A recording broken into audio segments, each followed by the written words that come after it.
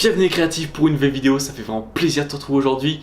Aujourd'hui on se retrouve pour des tips graphiques. On va voir ensemble comment de façon simple et rapide on peut enrichir notre visuel. On va utiliser pour cela la typographie, on va utiliser plus précisément la typographie des typos complémentaires. Tu vas voir de quelle manière ceci permet de mettre en avant ton visuel et de mettre en avant ta création. Je vais te présenter 10 combinaisons typographiques qui vont te permettre d'enrichir ton visuel. Tu auras juste à l'essayer, à essayer ces différentes combinaisons, tu verras directement ton visuel va directement être plus intéressant et offrir quelque chose d'original. Donc je te précise, si jamais tu es débutant, essaye vraiment ces combinaisons typographiques. Il faut savoir aussi que si tu veux vraiment ne pas prendre de risques dans tes visuels, utilise juste une seule famille typographique, ça fera largement l'affaire. Tu joues juste avec les différentes graisses, mais aujourd'hui je vais te présenter différentes combinaisons qui vont permettre d'enrichir, comme je disais, ton visuel.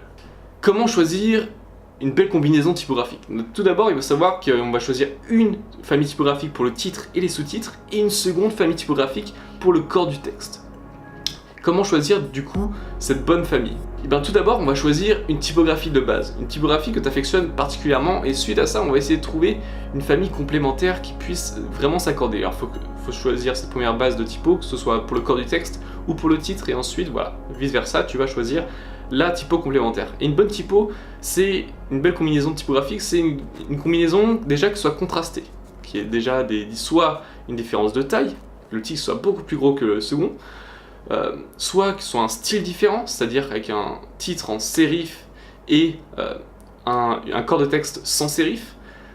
Troisièmement, il faut que la variation de texte soit différente, soit voilà, du bold, du regular ou du light. C'est comme ça que tu vas vraiment mettre en avant tes différents typos. Et pour cela, je vais te donner quelques exemples pour déjà te donner une inspiration, pour voir un petit peu ce qui se fait, et pour que tu choisisses, pourquoi pas, un des templates, pour que toi aussi tu enrichisses tes visuels. Donc on va commencer avec cette première combinaison typographique. Pour cette première combinaison typographique que j'ai te présenter, c'est la Playfair Displane et la Fauna One. Il faut savoir que la Fauna One et la Playfair Displane sont deux typographies en série, c'est-à-dire qui comportent des empattements. Les empattements, c'est quoi? C'est les petites terminaisons en fait au niveau de la typographie.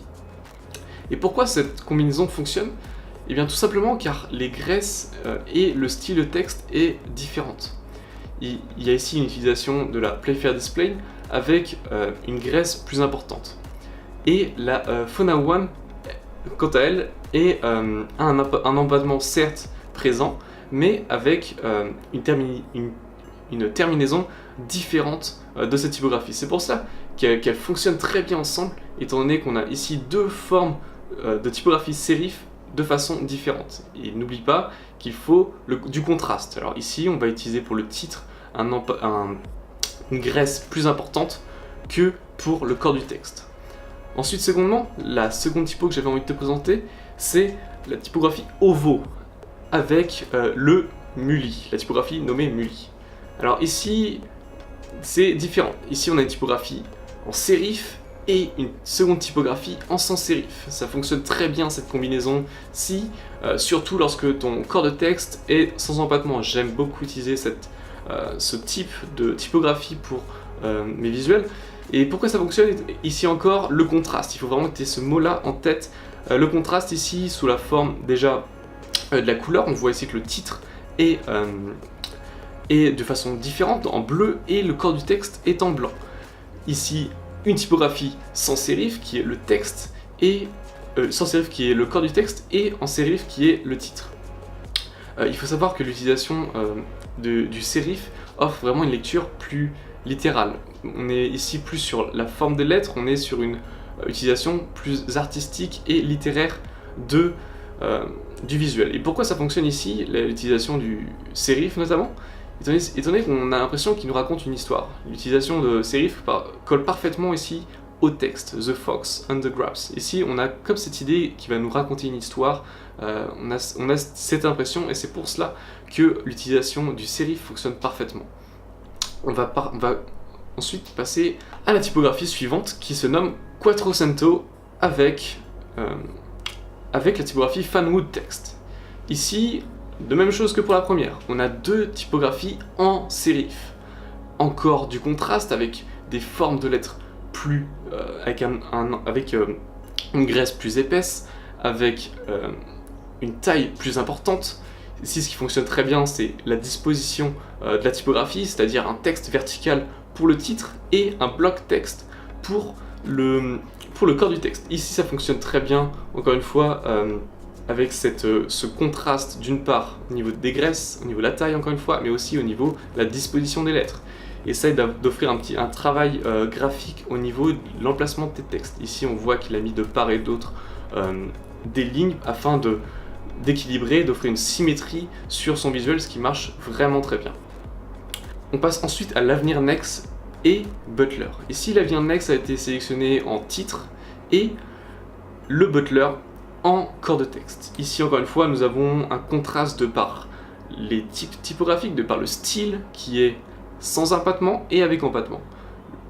Digital Health et ensuite directement en sous-titre. Ici, il a choisi en sous-titre tout simplement, d'utiliser la typographie Butler.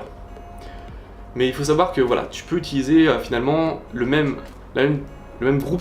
style typographique en titre et sous-titre, et ensuite en corps du texte, tu mets une typographie secondaire. Mais ici, il a choisi voilà, en sous-titre d'offrir cette typographie qui est la Butler.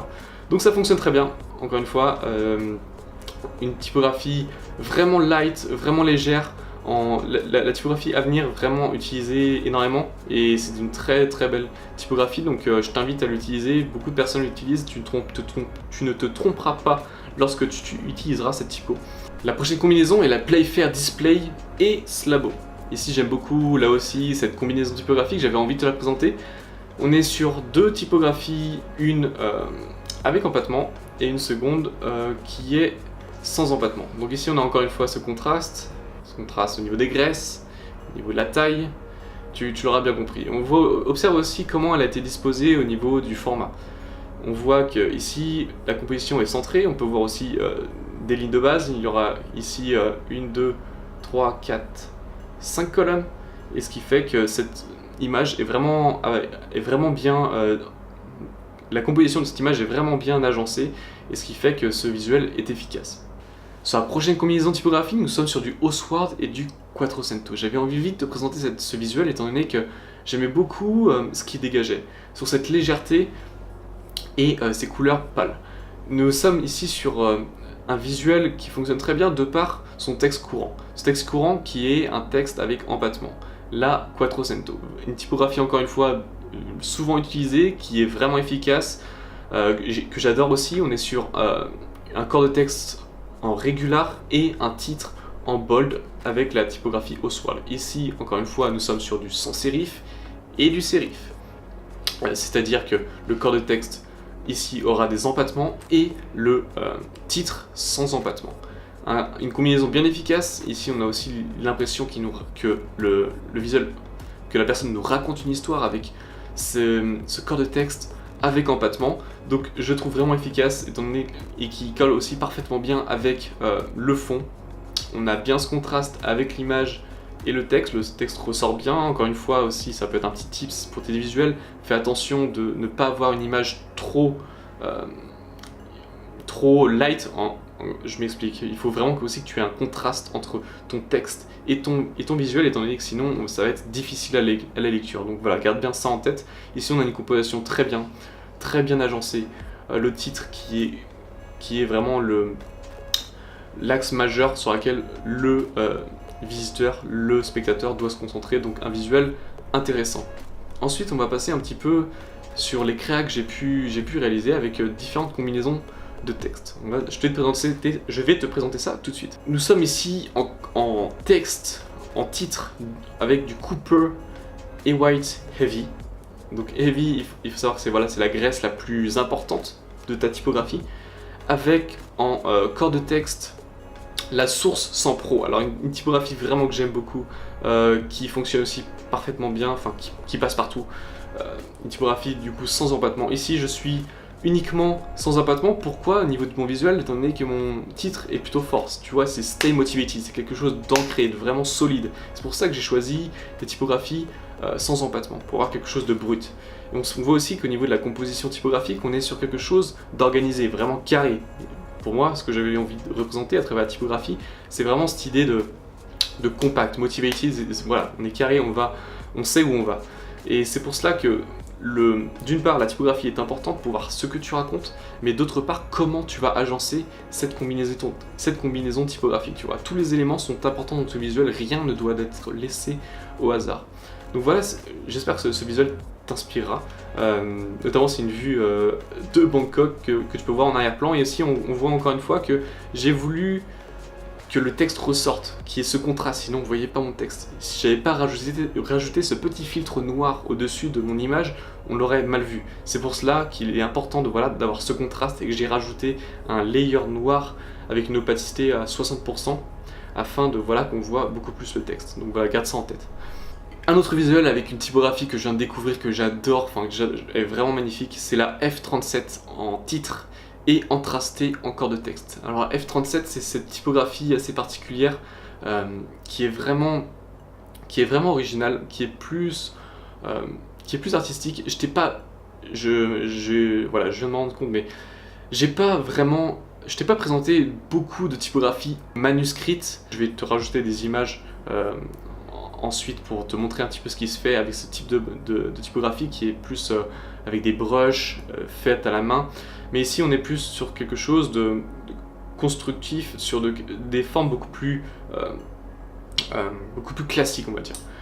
J'ai voulu rester simple pour vraiment m'adresser aux débutants sur des formes vraiment qui peuvent être utilisées à peu près n'importe où. Si après tu as envie d'aller plus loin sur la typographie, tu peux me le dire en commentaire, je n'hésiterai pas à en refaire une seconde avec des typographies peut-être un peu plus travaillées. Donc voilà, ce F37, une typographie vraiment efficace et magnifique que j'adore. Je trouvais que ça allait bien avec le mot, là encore une fois, stay creative. Étant donné qu'on est plus sur le côté artistique, on va dire, original, et cette typographie collait parfaitement à mon message. Avec un texte, là encore une fois, que j'ai choisi de mettre en bloc, de ferrer à droite et à gauche, afin d'avoir cette organisation, d'avoir ce visuel tel un poster. C'est vraiment l'idée que j'avais envie de mettre en place avec cette seconde typo qui était contrastée. Une typo encore une fois que j'aime beaucoup. Et je l'ai rempli avec du texte de substitution, si tu peux le voir, c'est-à-dire un texte en latin qui ne veut rien dire et qui permet de compléter, de créer des blocs de texte. Ça peut être efficace si toi aussi tu crées par exemple pour un client si tu crées par exemple des visuels et que tu as du texte à mettre en place qui veut pas forcément dire quelque chose, mais pour que le client se mette en tête, ok, ça va ressembler à ça, ça, ça. Donc tu tapes sur internet, je te donnerai le lien dans la description, texte de substitution ou générateur de texte de substitution et tu trouveras directement. Ici on se retrouve pour le dernier visuel que j'ai créé. Ici on est sur 3 familles typographiques. On est sur du Norwester en première en titre, en collectif Regular pour les sous-titres et en troisièmement Montserrat Light pour mon corps de texte. Ici encore une fois l'idée c'est le contraste, on veut avoir différentes informations, on veut voir directement les différentes sources d'informations, donc le titre, le sous-titre et le corps de texte. Et ici il faut faire vraiment attention aussi à quelle graisse tu utilises, parce que ici si j'avais utilisé pour la Montserrat, c'est-à-dire le corps du texte, la typographie en mode regular ou bold, ici le contraste aurait été moins important. Et l'autre œil ne saurait pas vraiment par où regarder. Il est important de vraiment hiérarchiser des informations de par les graisses et la taille, comme on l'avait déjà dit. Le contraste est vraiment une clé importante lorsque tu utilises la typographie. Donc ici, j'ai trouvé vraiment intéressant sa mise en place. On est ici sur trois colonnes, il me semble, voilà, avec différents éléments graphiques subtils qui permettent de mettre en avant le texte. On a cet élément en haut à droite qui permet de centrer, d'aligner vraiment le texte, et ce petit texte en bas qui est le 01, qui fait partie d'ailleurs de la typographie Norwester. J'avais envie de rajouter un petit élément pour balancer le visuel. Donc voilà, c'est le dernier visuel que je te propose. J'espère vraiment que cette petite vidéo t'aura plu. Je pense faire différents tips graphiques de cette manière. Dis-moi en commentaire vraiment si ça t'intéresse. J'avais envie aussi de rebondir sur le Discord, sur la proposition de créer un Discord pour communiquer entre nous. Je trouve ça vraiment génial comme idée. mais je pense que ce n'est pas le moment pour moi, étant donné qu'on n'est pas assez nombreux entre guillemets, et je pense que le Discord serait mort assez rapidement. C'est pour cela que j'ai proposé une autre alternative, c'est de créer un groupe Facebook où tout le monde pourrait vraiment échanger. Donc ce groupe là est dans la description. C'est un groupe que j'ai envie de regrouper, enfin c'est plutôt un groupe que j'ai envie de créer vraiment basé sur le design graphique, étant donné qu'il y a déjà un groupe design graphique mais en anglais, et ici j'avais envie de le proposer en français. Donc si tu as envie, si ça t'intéresse, d'échanger, de partager un peu tes créations avec les autres pour savoir ce qu'ils en pensent, c'est là c'est dans la description que ça se passe. D'autant plus, il faut savoir que j'ai mis en place, voilà, j'ai refait un peu mon site web, il faut que je le finisse, ce sera fini rapidement. Donc je t'invite à aller voir dans la description, et il y a aussi la formation qui est toujours présente, qui est le générateur d'idées créatives. Donc je t'invite à aller faire un tour dans la description, ça va te permettre vraiment d'avoir des idées créatives et impactantes. C'est en fait une boîte à outils qui va te permettre facilement de générer des idées, mais bon, tout ça est expliqué dans la description, donc tu iras voir ça. Merci beaucoup d'avoir vraiment pris le temps d'apprendre quelque chose, de t'être informé sur un petit peu la typographie. Si tu as envie d'autres vidéos comme ça, de cette manière, de ce format autour de la typographie, laisse-le moi en commentaire, ça fait vraiment plaisir d'avoir ton avis. N'hésite pas vraiment à me dire ce que tu veux, c'est vraiment pour toi les vidéos que je mets en place, c'est vraiment ce qui t'intéresse, et c'est vraiment le plus important pour moi. Voilà, je t'invite vraiment à laisser ton avis dans les commentaires. Et encore une fois, reste motivé, reste créatif, reste unique.